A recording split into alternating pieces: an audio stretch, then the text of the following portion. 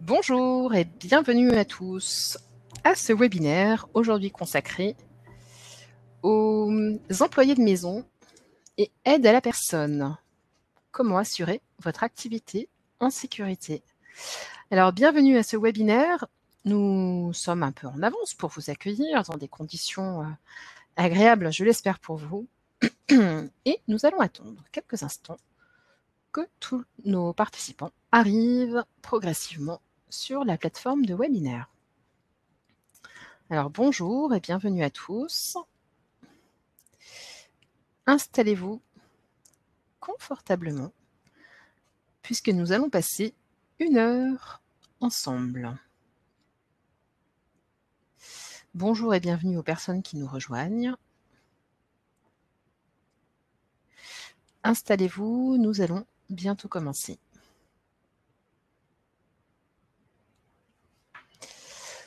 Bonjour et bienvenue aux personnes qui arrivent. Vous êtes au bon endroit si cet après-midi, votre préoccupation est de savoir comment assurer l'activité d'aide à la personne et d'employés de maison en sécurité dans ce contexte post-Covid. Bonjour à tous. Je repère des personnes qui nous suivent de webinaire en webinaire. Nous allons finalement finir par créer cette communauté de webinaires services de santé au travail. Bonjour à tous et bienvenue. Installez-vous. Nous allons passer 1 heure ensemble. Soyez les bienvenus à ce webinaire consacré cet après-midi à l'activité, à la continuité d'activité des aides à la personne et des employés de maison. Installez-vous, nous allons patienter encore 3-4 minutes, le temps de voir tout le monde arriver sur la plateforme de webinaire. Bonjour à tous, soyez les bienvenus. En replay, évidemment, vous saurez avancer de 3-4 minutes jusqu'à ce qu'on attaque le cœur du sujet de cet après-midi, jusqu'à qu'on commence l'intervention. Et vous vous éviterez ainsi ce temps d'attente. Bonjour et bienvenue à tous. Installez-vous confortablement. Nous allons commencer dans quelques instants ce webinaire.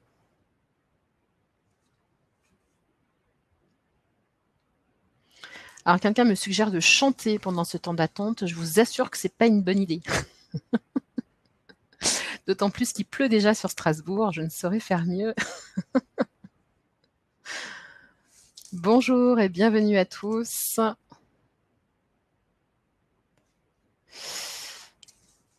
À ce webinaire consacré à l'aide à la personne et aux employés de maison.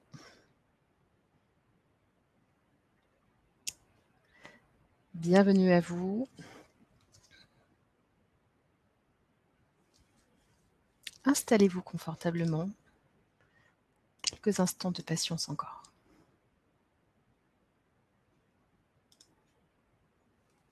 Il est 4 heures, c'est l'heure du goûter. J'espère que vous êtes approvisionnés en café, en thé et en petits gâteaux si vous avez cette chance-là.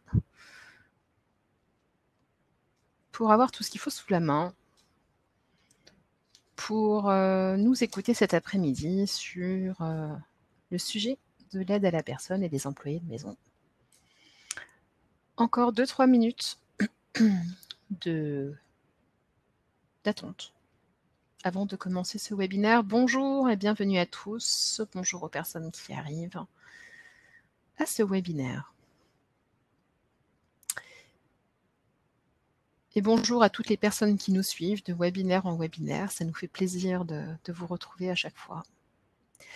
Oui, le replay et le support de présentation seront disponibles sur les sites internet des services de santé dont on va vous donner les liens.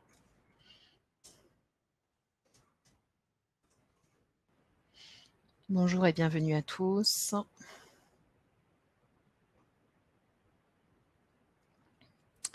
Je vous demande de patienter encore quelques instants. Le temps pour tout le monde d'arriver et de s'installer agréablement et confortablement.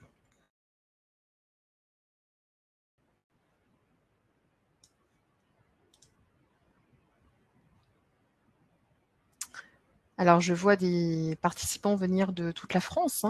Merci à vous de suivre les webinaires qui se passent dans le Grand Est.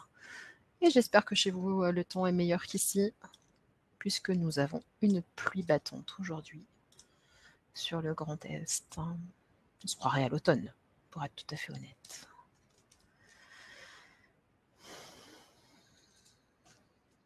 Bonjour et bienvenue à tous. Nous allons commencer d'un instant à l'autre.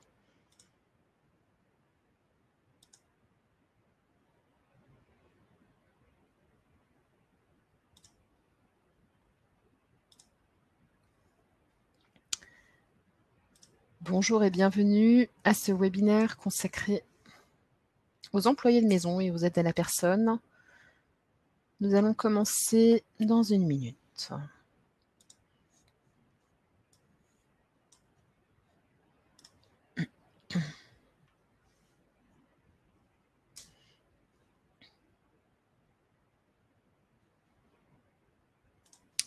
Bonjour et bienvenue à tous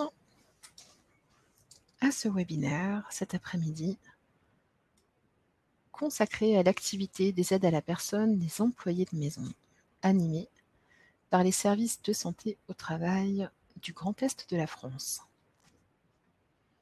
Bienvenue à tous.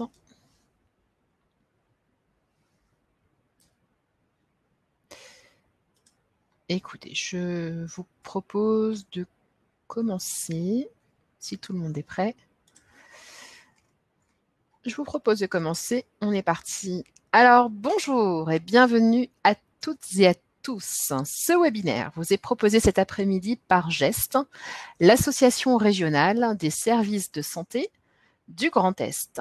Nous attendons aujourd'hui une soixantaine de personnes à ce webinaire consacré aux professionnels de l'aide à la personne et aux employés de maison.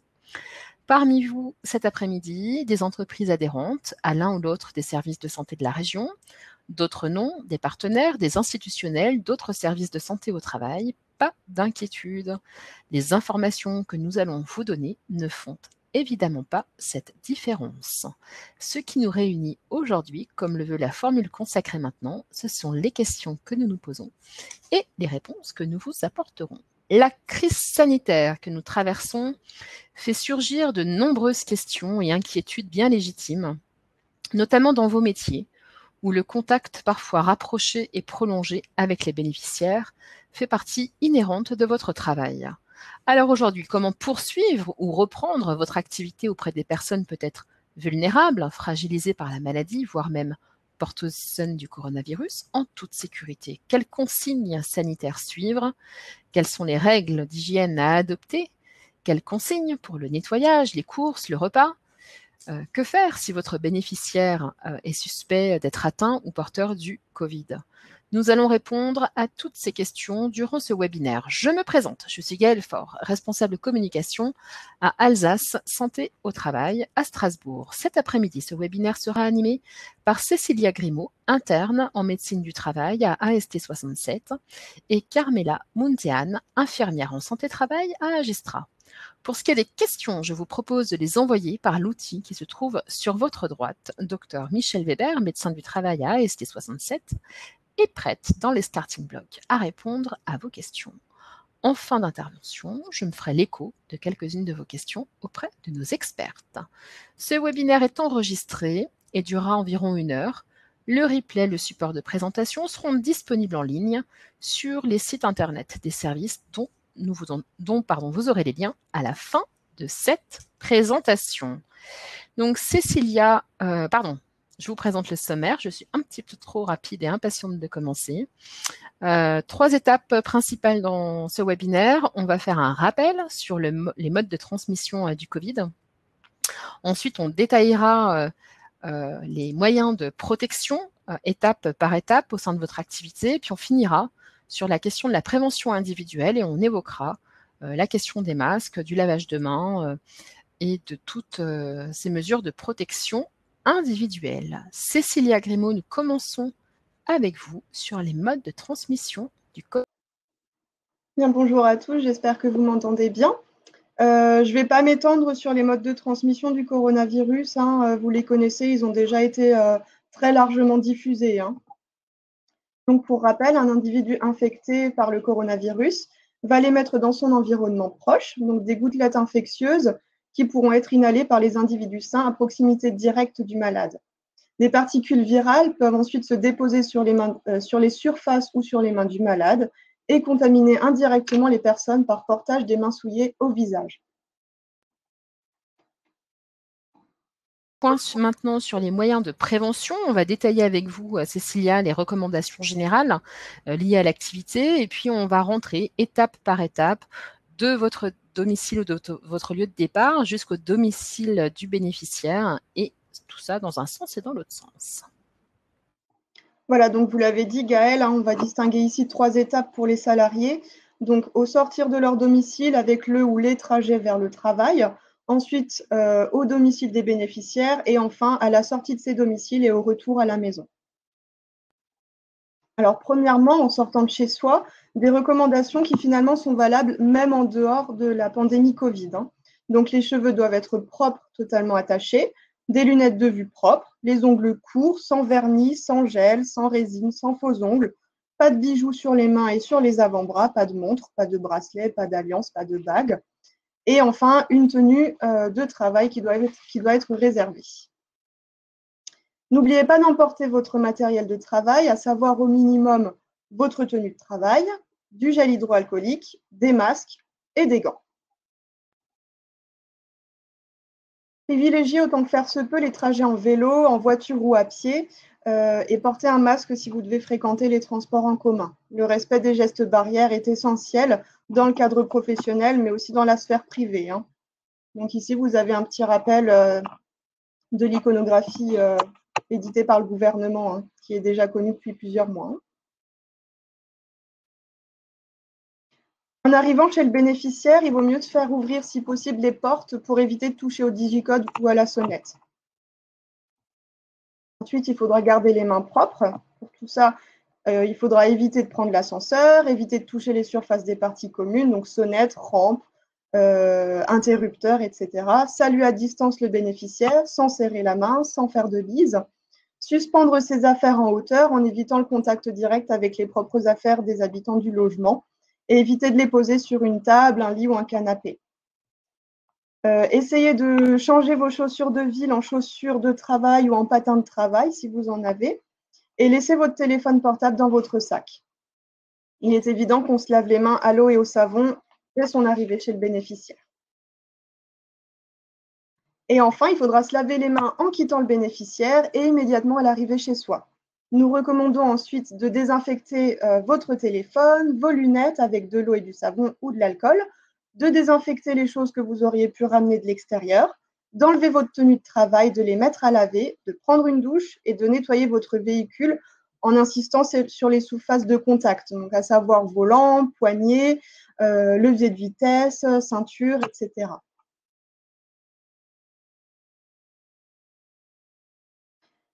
Comment organiser le travail pour limiter la contamination? Déjà, en évitant d'être dans la même pièce que le bénéficiaire.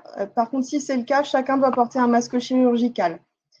Si vous devez manipuler le téléphone du bénéficiaire, utilisez plutôt le haut-parleur pour éviter de porter le téléphone au visage. Demandez également aux habitants du logement d'isoler les animaux dans une autre pièce pour faciliter votre travail et demandez-leur de ranger un maximum d'objets superflus, c'est-à-dire de décoration par exemple. Pendant le travail, il faudra se laver les mains très régulièrement à l'eau et au savon et surtout prendre les pauses à l'extérieur et ne pas accepter de partager un café ou un encas.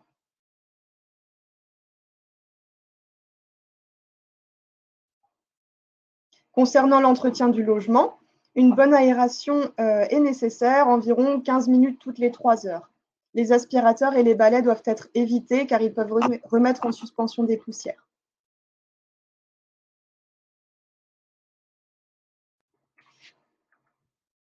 Une réorganisation du ménage peut être nécessaire. il faudra insister sur les points de contact, on les a déjà vus, hein, c'est-à-dire les surfaces fréquemment touchées, donc à savoir poignée de porte, télécommande, téléphone portable, table, chaise, chasse d'eau, interrupteur, et utiliser plutôt des lingettes à usage unique jetables plutôt que des chiffons en tissu. Sinon, il faudra les laver au moins 30 minutes à 60 degrés ou les tremper dans un désinfectant. Justement, concernant le ménage, les surfaces potentiellement contaminées devront être nettoyées avec les produits d'entretien habituels, puis désinfectées, par exemple à la javel. À noter que le vinaigre blanc n'est pas virucide, il ne tue pas le virus.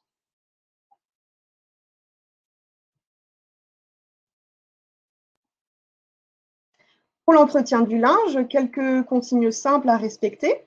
Ne pas secouer les draps pendant la réfection du lit, ne pas tenir le linge contre soi et le placer directement à la machine à laver sans dépôt intermédiaire dans le logement. Pour les courses, mieux vaut privilégier la livraison à domicile et sinon regrouper si possible les sorties courses. Il est recommandé d'isoler environ 3 heures les produits, de nettoyer les emballages avec un essuie-tout humide et de retirer les suremballages avant de ranger les produits. Les fruits et légumes, quant à eux, sont à laver à l'eau claire, inutile de les désinfecter à l'eau de javel.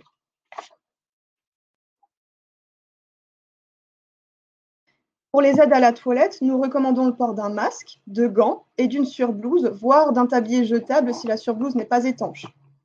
Pour rappel, une hygiène des mains à l'eau et au savon est indispensable avant et après l'aide à la toilette. Ensuite, en ce qui concerne les transferts, l'aide au transfert, il vaut mieux porter un masque, voire une visière ou des lunettes en plus, et nettoyer le matériel technique après chaque utilisation, par exemple avec une lingette désinfectante. Pour la cuisine, une hygiène des mains régulière tombe sous le sens, hein, je le répète. Le port du masque et la réorganisation des menus sont conseillés pour diminuer le temps d'interaction dans la cuisine. La vaisselle peut se faire quant à elle avec les règles d'hygiène habituelles.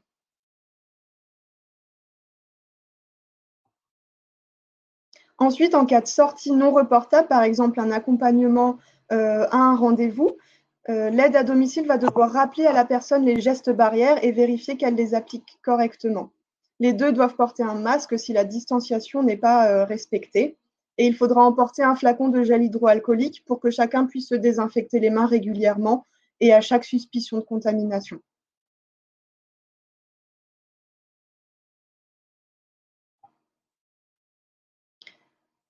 En cas d'intervention chez un bénéficiaire Covid, les consignes sont plus ou moins les mêmes, avec la désinfection des mains, la distanciation, le port du masque pour tous, l'aération des pièces et la désinfection renforcée des points de contact, donc à savoir poignées, interrupteurs, barrières de lit, potences, déambulateurs, cannes, commandes de lit médicalisées, chasse d'eau, fauteuil roulant, etc. C'est du bon sens. Un point de vigilance, si le bénéficiaire présente des signes d'infection, il faudra s'assurer qu'une prise en charge par son médecin traitant est bien organisée. Et en cas de difficulté respiratoire, l'appel du 15 reste la règle. Quelques consignes renforcées supplémentaires, le port d'une surblouse et d'une charlotte et de lunettes ou d'une visière en cas de soins de bouche. En cas d'incontinence, il faudra placer l'échange dans un double sac poubelle fermé. Et après des soins à la personne, il faudra dans l'ordre enlever ses gants, puis sa surblouse jetable et sa charlotte, les placer dans un sac poubelle à évacuer immédiatement, puis se laver les mains et enfin désinfecter les lunettes ou la visière et laver ses lunettes de vue à l'eau et au savon. Merci Cécilia pour ce focus sur les mesures sanitaires à développer pour votre activité. Carmela, maintenant à vous de nous faire un point sur l'hygiène des mains qui est très importante face au Covid, sur les gants, il y aura un focus là-dessus, et puis évidemment sur les masques. Bonjour, je suis Carmela Montean, à la médecine du travail infirmière chez Agestra à Sarrebourg. Donc, on va parler de la prévention individuelle contre le Covid-19. Comme ça a été rappelé tout à l'heure, ça passe par l'hygiène des mains, par la protection des mains, la protection respiratoire et ensuite la protection du visage. L'hygiène des mains, ça a été dit et redit, on doit la faire tout le temps. Quand on arrive chez le bénéficiaire, à tout moment, on doit se laver les mains avec de l'eau et du savon. Protection des mains, c'est les gants. Ça évite la contamination. Si pas de contact, grand visage.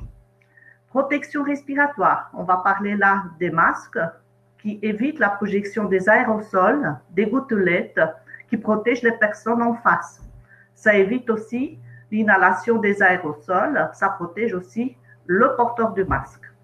Et ensuite, on va parler de la protection du visage, les visières, qui protègent aussi les yeux des grosses gouttelettes. Votre employeur, il doit fournir le matériel nécessaire à votre activité, que tout se passe bien, que vous soyez protégé. Donc, les blouses, les masques à usage unique ou jetable, des gants, du gel hydroalcoolique, des sacs poubelles, les lingettes. Par exemple, pour les employés CESU, en Alsace, ça a été confirmé que chaque employeur, il a droit à 15 masques à retirer en pharmacie. On va parler plus en détail de l'hygiène des mains. Donc, c'est la première prévention individuelle contre le COVID-19. Le lavage des mains à l'eau et au savon, c'est à privilégier. Ça doit durer au moins 20 à 30 secondes. On va mouiller les mains avec de l'eau, donc on va bien frotter avec le savon qu'on a déjà recueilli dans le creux des mains. On va frotter au moins 20 à 30 secondes, entrelacer bien entre les doigts. N'oublions pas les ongles qui ne sont pas vernis, comme ça a été dit tout à l'heure, ni les bijoux d'ailleurs. On va aussi nettoyer le dessus des mains, les poignets. On va rincer à l'eau. Ensuite, on va privilégier le séchage avec des essuie-tout jetables avec lesquels on va fermer le robinet ou à l'aide du coude. On mettra tout dans la poubelle. C'est ce qui concerne l'hygiène des mains s'il n'y a pas de l'eau à proximité et du savon. On va utiliser des frictions au gel hydroalcoolique. Pareil, c'est au moins d'une durée de 20 à 30 secondes. Ce gel, il doit contenir au moins 70% d'alcool. Donc, on va mettre du gel dans la paume des mains. On va bien frotter. On ne va pas oublier encore à frotter entre les doigts. Pouce aussi, pour pouvoir avoir le nettoyage correct des mains. On va laisser sécher et ensuite, on va passer au sujet suivant, donc tout ce qui est prévention pour la protection des mains, les gants. C'est un faux sentiment de sécurité. Pourquoi? Parce que les gants, si on les contamine, et après on va se toucher le visage, on va se contaminer. Donc, c'est à conseiller, comme d'habitude, dans votre travail, des gants, ça peut être des gants à usage unique ou des gants plus confortables, réutilisables. Ça, c'est vous qui voyez. C'est ce qu'il faut faire. Il faut utiliser des gants pour tout ce qui est soins de bouche et à la toilette, aussi pour les situations habituelles de nettoyage. Il faut avoir la bonne technique pour enfiler les gants. Donc, on va les mettre sur des mains propres qu'on lave déjà à l'eau et du savon. Ou sinon, on va mettre du gel hydroalcoolique. On enfile les gants donc sur des mains propres et sèches, pas de bijoux, ni des ongles vernis ni longs. Et on va s'assurer du bon état des gants. Si les gants sont percés, déchirés, pas la peine. Donc, on a tout ce qu'il faut aussi dans le dépliant et voir sur les documents INRS comment retirer les gants en toute sécurité. Après avoir ôté les gants, il ne faut pas oublier de se relaver les mains. Donc, on les lave les mains avant et après l'utilisation des gants. Pour les gants réutilisables, c'est peut-être plus confortable. On n'oublie pas de les laver aussi et les retirer, pareil, comme c'est dit dans tous les documents INRS, et se laver les mains avant et après, obligatoire. En ce qui concerne la protection respiratoire, on a beaucoup parlé des masques dits chirurgicaux. Donc, c'est ce masque-là, par exemple, donc, qu'on va utiliser, que l'employeur est censé nous fournir, qui nous protège et limite l'exposition aux gouttelettes. La durée de ces masques pour le porter, c'est de 4 heures maximum. C'est recommandé de changer de masque à chaque bénéficiaire. Il faut toujours se laver les mains avant de porter le masque. Et après, si on l'enlève, on va encore se laver les mains. Je vais expliquer donc comment je mets mon masque. Je me lave les mains donc. Et après, dans un sachet bien fermé, on va séparer les masques réutilisables, les masques propres. On va les attraper par les cordelettes. On va poser avec la partie dure vers le haut, bien pincer le nez et bien tirer pour qu'on puisse couvrir le nez et la bouche. Pour l'enlever, pareil, par les cordelettes, on va déposer dans un sac poubelle, on va fermer hermétiquement, on va le déposer pour les ordures ménagères à évacuer sous 24 heures. Après, on se lave les mains chaque fois qu'on utilise le masque, avant et après. Pour ce qui est les masques en tissu, lavables et réutilisables, c'est des masques alternatifs. Ça peut, c'est souhaité d'avoir des normes publiées par AFNOR. Vous avez un site masquebarrièreafnor.org. Donc, ça doit répondre à certaines normes. C'est efficace et fiable. C'est disponible, réutilisable, économique et ça complète aussi les gestes barrières. Utilisation de masques en tissu. Donc, tous les masques, c'est maximum 4 heures. Et ôter si le visage est essuyé, mouillé, déchiré. Voilà. Le transport et maintien de la propreté, on a, comme j'ai dit tout à l'heure, un sac où on va garder les masques propres. Et dans un autre sac, on va mettre tout de suite le masque qu'on a utilisé. Et après, bien sûr, on se lave les mains. Donc, le sac avec les masques propres doit être bien fermé hermétiquement. Pour les masques en tissu qu'on va réutiliser, il y a un lavage obligatoire à 60 degrés après un repassage à pleine vapeur, après séchage et avant l'utilisation. Il faut toujours donc mettre le masque bien dans un sac fermé après et se laver les mains. Pour ce qui est les masques FFP2, hein, c'est surtout au milieu hospitalier qu'on va trouver. Donc, c'est pareil, par les cordelettes, on va le placer. La partie métallique vers le haut, on va bien pincer le nez, on va bien descendre, que le nez et la bouche soient couverts. Et on va l'enlever toujours, hop, par les bandes, et le mettre dans le sac poubelle, et on se lave les mains après. On sait ce qui est la visière. Ça nous protège des grosses gouttelettes, ça limite le contact, main, visage, les yeux, et ça se retire en minimisant le risque de contact avec le visage. Ça ne protège pas contre l'inhalation des aérosols et suspensions. Pourquoi? Parce que ça peut passer par le bas. Donc, un masque plus la visière, c'est mieux.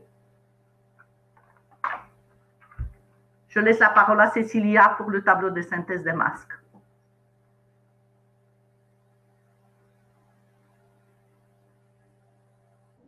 Vis-à-vis du porteur et des gens dans l'environnement immédiat, la durée de port effective et la norme. Vous aurez accès librement au diaporama, donc vous pourrez y revenir au besoin. Voilà, donc en conclusion, une bonne organisation du travail, des trajets et le respect de consignes sanitaires simples permettent d'assurer la protection des salariés, mais aussi des bénéficiaires. On vous remet ici les liens vers le site de l'INRS. Et ici, d'autres documents utiles, dont le guide sanitaire du gouvernement, qui est très bien fait sous forme de fiches. Vous pourrez, pareil, les consulter librement. Merci Cécilia, merci Carmela pour cette intervention très pragmatique, hein, très concise des consignes à déployer dans ce secteur d'activité.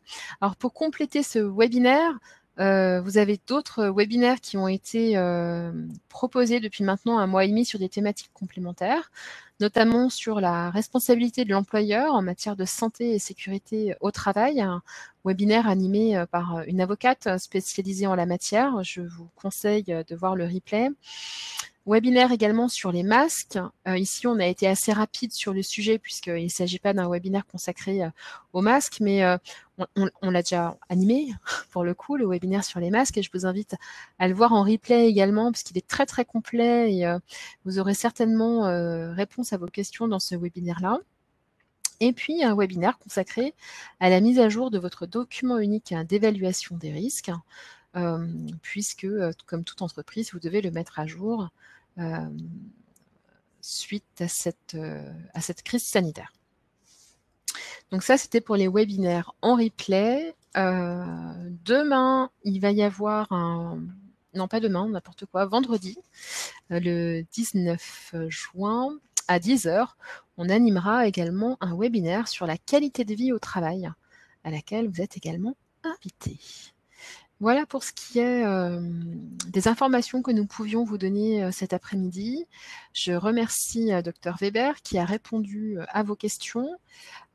Cécilia, Carmela, souhaitez-vous compléter votre intervention par un complément d'information avant que nous clôturions ce webinaire? Je souhaiterais juste rappeler que les masques alternatifs, donc les masques en tissu dits alternatifs, doivent répondre à des critères de qualité et d'efficacité qui sont définis par la FNOR, avec des tests de performance qui sont pilotés par la Direction générale de l'armement. Et en général, les consignes d'entretien doivent être précisées par les fabricants sur une notice qui est fournie avec le masque alternatif. Merci. J'ai oublié de vous dire qu'on avait animé également un webinaire sur le référent Covid. C'est la question des EPI qui me faisait rebondir sur cette nouvelle fonction dans l'entreprise, le référent Covid, qui gère entre autres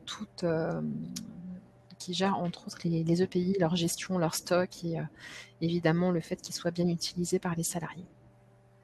Écoutez, il me reste à vous remercier. Merci Cécilia Grimaud, merci Carmela, merci à Gestra, merci à ST67, merci à tous pour votre participation à ce webinaire. Merci à ceux qui nous regardent en replay également. Il me reste à vous souhaiter un bon après-midi et prenez soin de vous. Au revoir. Au revoir.